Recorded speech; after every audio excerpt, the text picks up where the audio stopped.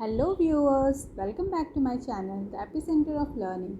My today's video is for all the literature students out there, and it is an important part of your IGNOU syllabus of MSG 11, very important for your exam point of view. So first of all, let's a brief idea about the poem. Sister Carrie is a novel by Theodore Dreiser. Okay, we all know that Sister Carrie is a novel by Theodore Dreiser about a young country girl who moves to the big city where she starts realizing her own American dreams. ठीक है, वो क्या करती है, वो एक बहुत ही small town country की होती है और वो मूव करती है बिग सिटी की तरफ अपने ड्रीम्स को पूरा करने के लिए. ठीक है, in Indian countries we can say that कि हम मुंबई जा रहे हैं अपने ड्रीम्स को पूरा करने के लिए. इस तरीके से तो जो अमेरिकन ड्रीम्स हैं वो क्या सिग्निफाई करता है, तो American dreams stand for life should be better and richer and fuller for everyone with opportunities for each according to ability or achievement regardless of social class or circumstances of birth. तो जो life है कि जो opportunities हैं वो सबको equal मिलनी चाहिए regardless of the social class और सर्कमस्टांसेस ऑफ बर्थ. ठीक है, उनके सोशल क्लास को हमें बेसिस नहीं मानना चाहिए और उनके जो बर्थ के सर्कमस्टांसेस को हमें बेसिस नहीं मानना चाहिए. ओनली बेसिस क्या होना चाहिए कि उसके अंदर एबिलिटी कितनी है और वो कितना चीज़ें अचीव कर पाया है अपनी लाइफ में. So and first as a mistress to man that she perceive as superior and later becoming a famous actress. ठीक है, वो पहले एक आदमी की मिस्ट्रेस बनती हैं which we will study later and फिर बाद में एक फेमस एक्ट्रेस बन जाती हैं. It has been called the greatest of all American urban novel. ठीक है, जो ये नोवेल है उसको the greatest of all American urban novel कहा गया है. Okay, let's talk about the author Theodore Dreiser. Theodore Herman Albert Dreiser was an American novelist and journalist. He pioneered the naturalist school and is known for portraying characters whose value lies not in their moral code but in their persistence against all obstacle and literary situation.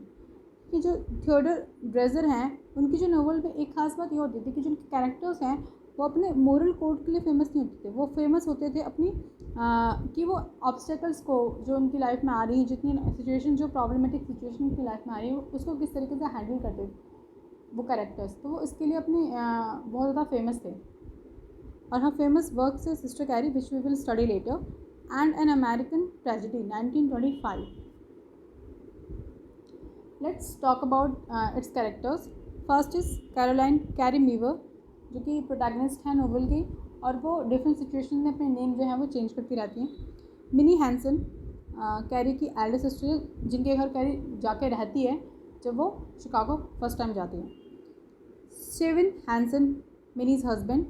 Charles H Drouet एक salesman है जो कि carry को train में मिलते हैं. George W हर्सफोर्ड ये भी नेम चेंज करते रहते हैं और बहुत ही मेन कैरेक्टर हैं नोवेल के. एंड जूलिया हस्टवुड जॉर्ज की वाइफ हैं, एक सोशल क्लाइंबिंग वाइफ हैं. Jessica Hurstwood is George and Julia's daughter who shares a mother aspiration to social status. George Hurstwood junior George and Julia's son. Mr and Mrs Vance. Mr and Mrs Vance जो है वो carry को जब मिलते हैं जब वो Chicago New York shift हो जाते हैं. फिर है Robert Ames Mr Vance cousin from Indiana, a handsome young scholar whom Carrie regards as a male ideal. जो रॉबर्ट आर्म्स हैं वो वेंस के कज़न हैं और कैरी जो है वो उनको मेल आइडल की तरह देखती है. Lola Osborne a chorus girl Carrie meets during a theatre production in New York.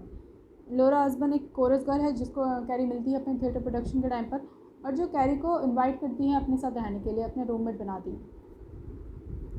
Plot summary. अब हम जो इसकी प्लॉट समरी है उनको चैप्टर वाइज डिस्कस करेंगे. तो first we will discuss chapter 1 to 19. Late 1889, Carolyn Meaver, Carrie is leaving Chicago in search of better prospect of life. She is 18-year-old, intelligent but timid. तो Caroline मीवर है वो Chicago की तरफ जा रही होती है. तो जो स्टोरी है वो वहीं से शुरू होती है. ठीक है, लेट 1889 अगस्त के टाइम की स्टोरी शुरू होती है और वो 18 ईयर्स की है, इंटेलिजेंट है. On board the train Charles H Drouet a traveller salesman makes a acquaintance. जो ट्रेन में उसको चार्ल्स एच ड्रॉट मिलते हैं जो कि बहुत ही ज़्यादा फेमिलियर हो जाते हैं एक दूसरे के साथ, बहुत आराम से उनकी बातें शुरू हो जाती हैं. And they exchange contact information और वो कॉन्टैक्ट इन्फॉर्मेशन एक्सचेंज करते हैं. In a sisters flat she realises the urgent need to secure employment. Got employed in shoe factory for $4.50 a week. जब अपने सिस्टर के फ्लैट पहुँचती है शिकागो में, तो उसको ये रियलाइज़ होता है कि उसको भी एक जॉब करनी चाहिए। तो और वो फिर जॉब ढूंढने जाती है, उसको जॉब मिल भी जाती है एक शू फैक्ट्री में $4.50 अ वीक के लिए। She fell ill and lost a job as she could not attend her work for 3 days। ठीक है, तो वहाँ का जो सिचुएशन है उसको समझ में नहीं आता, क्योंकि वो अभी भी आई होती है अपने एक स्मॉल सिटी से आई होती है वो। तो वहाँ पे उसको सिचुएशन समझ में नहीं आती, वो उसको काम जो है वो बहुत ही लेबरस लगता है और वो बीमार पड़ जाती है और वो 3 दिन तक अपने जॉब पे नहीं जा पाती, इसलिए उसको अपनी जॉब से हाथ धोना पड़ता है, उसकी जॉब जो है वो छूट जाती है। During this period of uncertainty Carrie runs into Drouet in a Chicago street.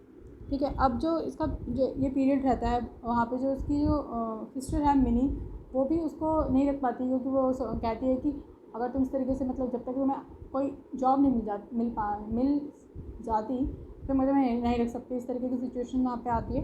तो जो कैरिक है वो मिस्टर ड्रॉट के यहाँ पे चली जाती है, मतलब जाने को डिसाइड कर लेती है, क्योंकि जो ड्रॉट है वो उसको पहले भी बोल चुका होता है कि तुम मेरे साथ रहो आके। तो पहले तो वो नहीं जाती, बट वो फिर जब उसकी जॉब छूट जाती है, ये सब हो जाता है, तो उसके बाद वो चली जाती है। Carrie leaves a note for her sister before walking out of the flat to strike out on her own in the metropolis of Chicago. ठीक है, वो अपनी सिस्टर के लिए एक नोट छोड़ के जाती है। Drouet introduces Carrie to Hurstwood. ठीक है, चैप्टर 19 तक जो ड्रॉट है वो कैरी को मिस्टर हर्सफोर्ड से इंट्रोड्यूस कर देता है, जो कि उसका फ्रेंड होता है। Carrie finds Hurstwood more clever than Drouet in the 100th way. जो कैरी है वो हर्सफोर्ड को बहुत ही ज़्यादा क्लेवर पाती है ड्रॉट के कंपैरिजन में। Though Carrie is not stunningly beautiful, Hurstwood finds her charming and is infatuated with her. जो हर्सफोर्ड है वो भी कैरी को बहुत ही ज़्यादा चार्मिंग उसे कैरी रखती है और वो उसकी तरफ इन्फैचुएट हो जाता है। She was sure that Drouet was only kind soul but otherwise defective. He sank every moment in her estimation by this strong comparison. अब जो कैरी को लगता है कि जो ड्रॉट है वो एक काइंड सोल तो है, बट अदरवाइज उसके अंदर ऐसी कोई भी खूबी नहीं है, और उसको जो सारी खूबी है वो उसको बहुत ही ज़्यादा सूटेबल लगता है। हम मिस्टर हर्सवुड उसको बहुत ज़्यादा सूटेबल लगते हैं, और जो मिस्टर हर्सवुड है वो भी उसको इस तरीके से दिखा रहे होते हैं। तो पहले तो अच्छी कमाते हैं, वो मैनेजर होते हैं, तो वो काफ़ी उसको खुश रखते हैं, चीज़ें दिलाते हैं, और वो थिएटर में प्लेस देखने जाते हैं, और जो जाते तीनों हैं, बट जो कैरी है वो थ्रू आउट द पीरियड वो हमेशा कंपैरिजन करने में लगी रहती है कि कौन ज़्यादा बेटर है। Mr Hurstwood's relation with his wife was coming under the great stress. Mr Hurstwood वो मैरिड होते हैं और उनकी जो वाइफ के साथ रिलेशन है वो स्ट्रेस में आए हुए होते हैं। उनकी हमेशा लड़ाई होती रहती है, वो कभी ठीक से बात नहीं करते, और मतलब उनकी जो सिचुएशन है, उनकी जो रिलेशनशिप है वो बिल्कुल टूटने की कगार पर होती है। अ friend of dot asked him to suggest the name of some young lady who could participate in some theatrical he was organizing। जो डॉट का एक फ्रेंड है वो उसको पूछता है कि तुम्हारे नज़र में कोई लड़की है जो कि मैं थिएटर ऑर्गेनाइज़ कर रहा हूँ, एक प्ले करना चाहता हूँ, मुझे उसके लिए एक लड़की चाहिए, एक यंग गर्ल चाहिए, अगर तुम बता सकते हो तो बता दो। तो जो डॉट है वो कैरी का नाम बोल देता है। Carrie is given the role of Laura in Augustin's Daly's under the gas light. Carrie को रोल मिल जाता है the play called under the gas light. Everyone praised her performance. सबको उसकी परफॉर्मेंस बहुत पसंद आती है, सब उसकी परफॉर्मेंस में मतलब प्रेज करते हैं कि तुमने बहुत अच्छा काम किया। और जो कैरी होती है उसका इंटरेस्ट भी थिएटर में होता है पहले से। Hurstwood's passion for Carrie now reaches a flash point where is ready to forsake his own family for her. अब जो हर्सवुड है, अब तो उसका जो पैशन है फॉर कैरी वो और ज़्यादा बढ़ जाता है। अब वो अपनी फैमिली को भी दाव पे लगाने को तैयार हो जाता है कैरी के लिए। Chapter 28 Dreiser is alerted to the increased frequency of Hurstwood's visit to Carrie's home in his absence। अब जो ड्रेजर यहाँ पे ड्रॉट होगा, मिस्टेकन है, इसको करेक्ट करना, ड्रॉट होगा। जो ड्रॉट है वो बहुत ही मतलब उसको अब वो मतलब शक करने लग जाता है कि जो हर्सवुड है वो मेरी एब्सेंस में आता है घर पर, कैरी के घर पर, और मतलब इन दोनों के बीच में कुछ चल रहा है, उसको ऐसा फील होने लगता है। अब उसको पहले फील नहीं हो रहा था जब वो तीनों जा रहे थे हर जगह घूमने, जब वो कंपैरिजन करी थी, इवन वो थिएटर में आते तब तक उसको फील नहीं होता, और जब बात काफ़ी आगे बढ़ जाती है तब उसको रियलाइज़ होता है कि हाँ कुछ चल रहा है यहाँ पे।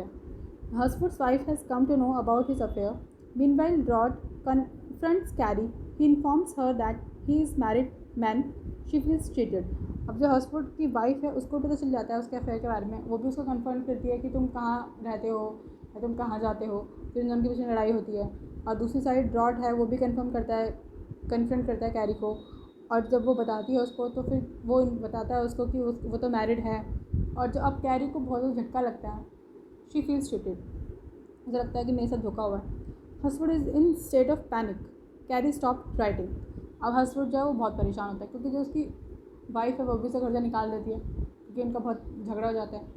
और वहाँ दूसरी साइड पे जो कैरी है वो भी उसको लिखना बंद कर देती है, वो भी उससे मिलना बंद कर देती है, उसको टेक्स्ट करना बंद कर देती है, क्योंकि उसको भी इन्फॉर्मेशन मिल जाती है कि वो मैरिड है। तो जो हस्बैंड है वो बहुत ज़्यादा अब बहुत ही पैनिक सिचुएशन में है, बहुत ही ज़्यादा डिलेमे में है। वो घर भी नहीं जा पा सकता, वो कैरी के पास भी नहीं जा सकता, तो वो जाके एक होटल में रुकता है, वहाँ पर ड्रिंक विंक करता है, बहुत ज़्यादा ड्रिंक कर लेता है। And husband theft his own shop, मतलब वो जहाँ पे वो काम करता है वो वहाँ पे ही चोरी करने लग जाता है। चोरी इन द सेंस वो वहाँ पे जाता है चेक करने के लिए कि सब कुछ ठीक है या नहीं रात में। तो वो देखता है कि जो उसका कैशियर है उसने जो लॉक है, जो सेफ़ है, उसका जो लॉक वो ऐसे खुला छोड़ा हुआ है। तो वो चेक करता है, तो उसके मन में एक तरीके से विचार आता है कि मैं पैसे लूँ और भाग जाऊँ, ठीक है, कैरी के साथ।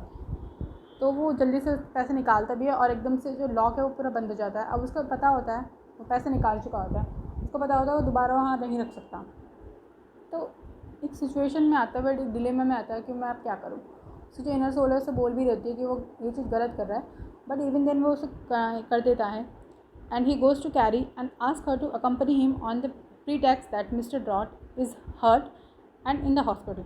अब वो क्या करता है कि पैसे मत से चुरा लेता है, भाग जाता है वहाँ से, और वो कैरी को एक टेक्स्ट कर देता है कि जो मिस्टर ड्रॉट हैं वो चोट लग चुकी है उन्हें और वो हॉस्पिटल में है।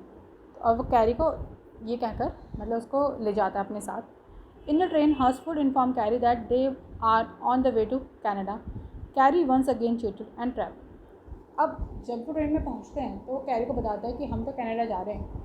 अब कैरी को फिर से एहसास होता है कि वो दोबारा से उसे धोखा मिला है, और वो फंस चुकी है, ना वो वापस जा सकती है, तो वो बिल्कुल फंस जाती है।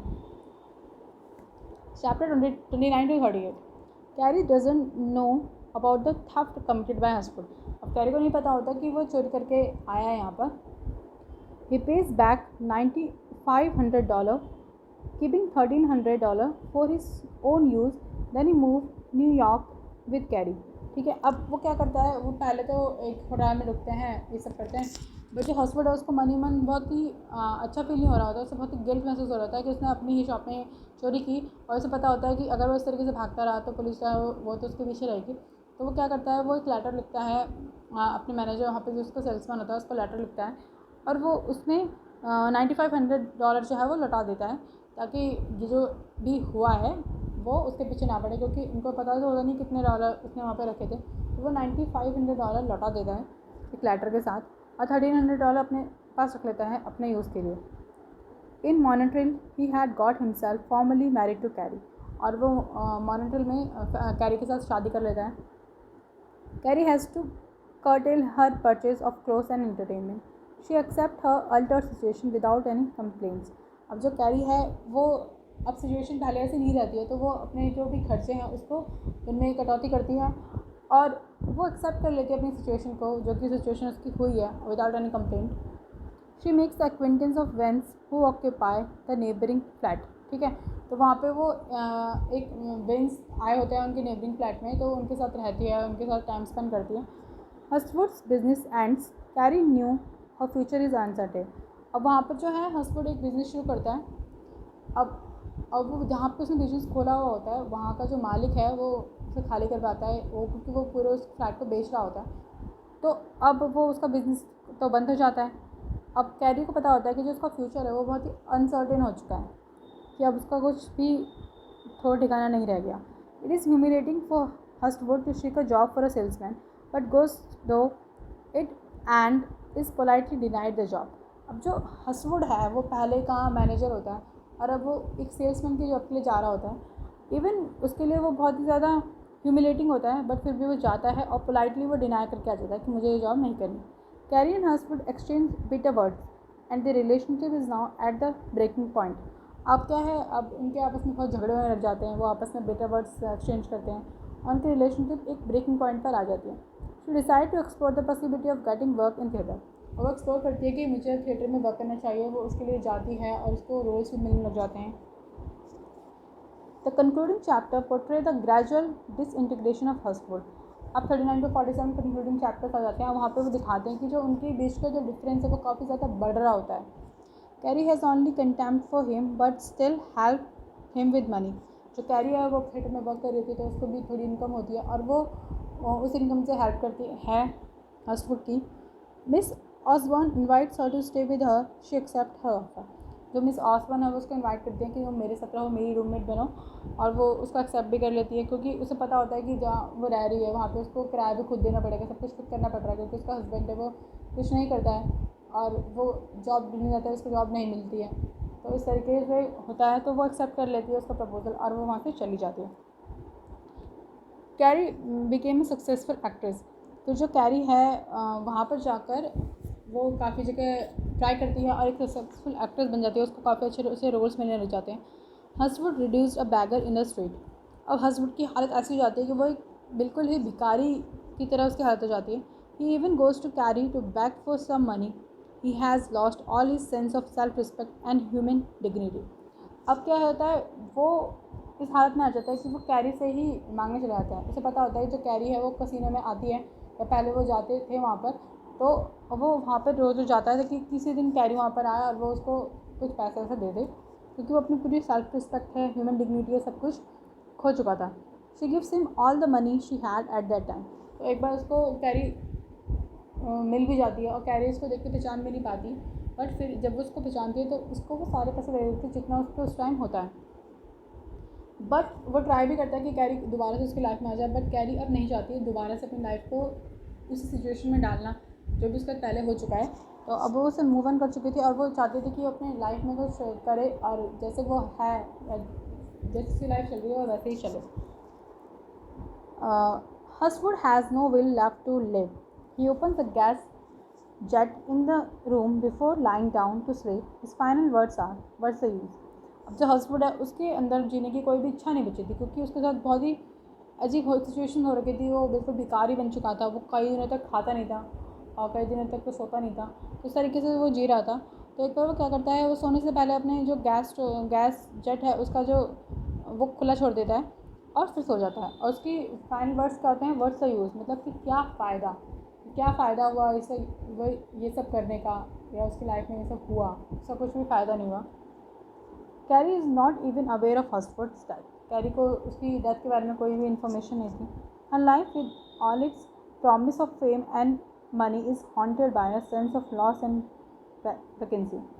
अब जो उसकी लाइफ है उसके अंदर सारी चीज़ें हैं, उसको सब कुछ है, उसके पास पैसा है, जो चाहती थी सब, फेम है उसके पास, बट फिर भी उसके अंदर एक लॉस है, एक वैकेंसी है, मीन्स कोई नहीं है उसको अपना कहने के लिए एक तरीके से. At the end of novel we see her sitting in a rocking chair looking through the window into the darkness outside. और चैप्टर मतलब नोवेल के एंड में हम देखते हैं और चैप्टर 47 के एंड में जो कैरी है वो अपनी रॉकिंग चेयर पर बैठी होती है और उसको कुछ नहीं दिखाई दे रहा होता, वो बाहर विंडो की तरफ देख रही होती है, सिर्फ डार्कनेस को. That's all about the novel. ठीक है, नोवेल खत्म हो जाती है. तो इसमें आपको अगर क्वेश्चंस आएंगे तो वो इमेजरी पे आएंगे कि किस तरीके की इमेजरी इसमें यूज़ की गई हैं. एक क्वेश्चन इस पर ज़रूर बनता है. तो आप इसमें बता सकते हो कि जो इमेजरी है वो रॉकिंग चेयर की इमेजरी है कि वहाँ पर बैठ कर लोग ये सोचते रहते हैं, हर कैरेक्टर अपने बारे में सोचता है, अपने पास्ट एंड प्रेजेंट के बारे में क्या होगा उसके साथ. ठीक है, सी की इमेजरी है, इवन न्यूज़पेपर की इमेजरी है. तो इस तरीके की इमेजेस यूज़ की गई हैं और उनका बहुत ही अच्छा रेफरेंस दिखाया गया. क्लॉथ्स की है कि वो सोशल स्टेटस दिखाता है कि कैसे कपड़े पहने हैं, कैसे क्विंटन में रह रहे हैं, तो इस तरीके की चीज़. ठीक है, thanks for watching my video.